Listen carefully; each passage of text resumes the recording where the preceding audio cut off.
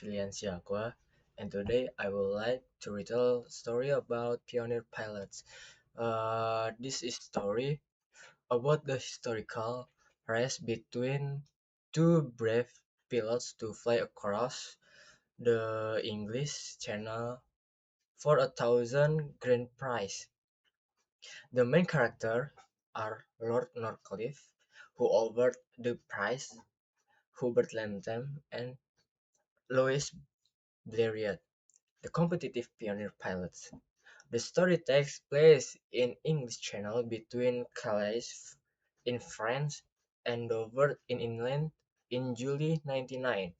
Uh, at the beginning of the story, Lord Northcliffe offered a grand prize of £1,000 to the first man who could fly across the English Channel. First, more and the year passed without any attempts. One day, on July 90, 99, Hubert Latham made the first try in his plane, the Antoinette 4. However, after flying only 7 miles, his engine failed and he was forced to land on the sea before being rescued by a ship. Then, 2 days later, a talented plane maker named Louis Blériot arrived near Calais with his latest aircraft model, the No. 11.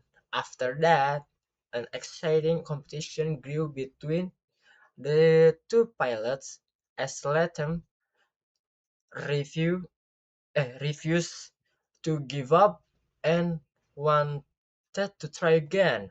Suddenly, the real challenge came on the day of the race, July 25. The problem started when Latham failed to wake up early enough. Blériot took advantage of this moment. He made a short test flight at 4:15 am and set off to cross the channel just half an hour later. In the end, Blériot's great flight lasted 37 minutes and he landed safely near Dover. Finally, he became the first person to fly across the channel, and the first person to greet him on the land was a local policeman. The story ends with Hubert Latham making his second attempt a week later, but he was unlucky again because his engine failed just half a mile from Dover, forcing him to land on the sea for the second time. From this story, we can learn that discipline, preparation, and waking up early to grab an opportunity are key to achieving success. The moral value of the story is that hard work combined with perfect timing will always beat procrastination and missed moment. That's all of my story. Thank you for your attention. Hello guys, my name is Filian Siakwa, and today I would like to retell a story about electric current in modern art. This is a story about a very unique and surprising modern art exhibition that use electrical and magnetic currents. The main art the character is narrator, the general public, who are usually bored with art, and the modern sculptor who create these eccentric pieces. The story takes place in modern art gallery, especially inside the main hall of the exhibition.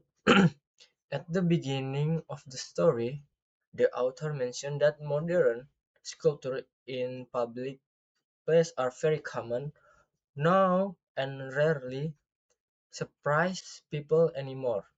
First, the author's view complete changed when he visited a recent exhibition one day. As he entered the art gallery, he was greeted by a shocking warning sign that read, "Do not touch the exhibits. Some of them are dangerous." You know. Uh, then inside the hall of the author encountered high unusually moving sculptures. After that, he noticed long thin wires attached to a metal spars against the wall, which constantly erected and repelled each other due to magnetic fields. Suddenly, in the center of the hall, he saw tall structure with multicolor lights flickering continuously like traffic light.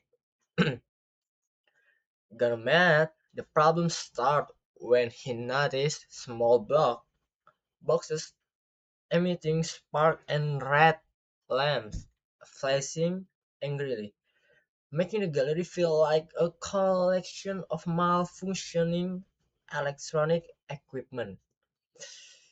In the end, the whole exhibition looked more like a dangerous prehistoric electronic laboratorium than an aesthetic art gallery. Finally, the author realized the true meaning of the warning sign.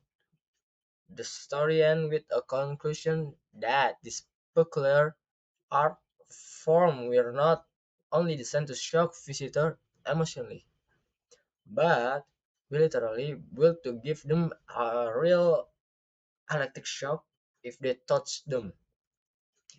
From this story, we can learn that art has no rigid boundaries and artists can use modern technology or electric currents to trigger strong emotionally reaction.